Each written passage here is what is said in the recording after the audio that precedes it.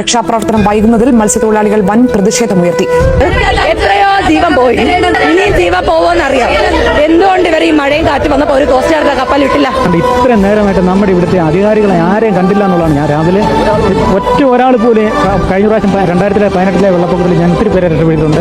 എല്ലാവരും നമ്മുടെ കൂടെ സഹകരിച്ചെന്ന് പറഞ്ഞാൽ NDRFിന്റെ കൂടെ തന്നെ കട്ടയ്ക്ക് നമ്മളുണ്ടായിരുന്നു. പക്ഷേ ഈ നേരം വരെ ഒരാളെ പോലും നമ്മൾ കണ്ടില്ല എന്നുള്ളതാണ്. 14 മണിക്കൂർ പിന്നിട്ടിട്ടും തെരച്ചിൽ തുടങ്ങാൻ കഴിഞ്ഞിട്ടില്ലെന്ന് അസിസ്റ്റന്റ് ഹാർബർ എഞ്ചിനീയറും സമ്മതിക്കുന്നു. മുന്നറിയിപ്പുകളിലും മുന്നൊരുക്കങ്ങളിലും പാളി. അതിതീവ്ര മഴ പെയ്തിറങ്ങിയ പത്തനംതിട്ടയിലും ഇടുക്കിയിലും ഇന്ന് രാവിലെ വരെ ഉണ്ടായിരുന്നത് ഓറഞ്ച് അലേർട്ട് മാത്രമാണ്. കണ്ടില്ലേ, ഒരു കൂട്ടം ജനങ്ങൾ ഈ വെള്ളത്തിൽ ഒരു കരയ്ക്ക് വേണ്ടി പോരാടുന്ന സമയത്ത് നമ്മുടെ മുഖ്യമന്ത്രി കോഴി ബിരിയാണി കഴിക്കാൻ പോയത്.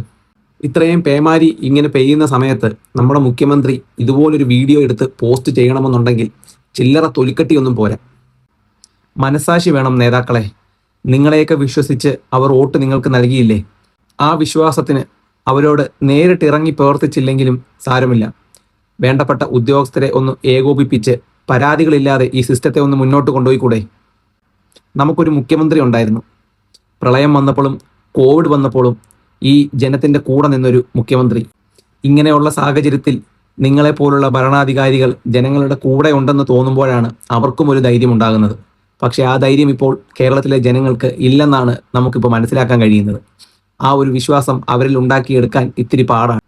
ദയവ് ചെയ്ത് വേണ്ടപ്പെട്ട നടപടികൾ സ്വീകരിച്ച് ജനങ്ങളുടെ പരാതികളില്ലാതെ വേണ്ടപ്പെട്ട ഉദ്യോഗസ്ഥരെ ഏകോപിപ്പിച്ച് അവർക്ക് വേണ്ടി ഈ ഒരു ദുരിത സമയത്ത് നിങ്ങൾ വേണ്ടത് ചെയ്യണമെന്ന് അഭ്യർത്ഥിക്കുന്നു.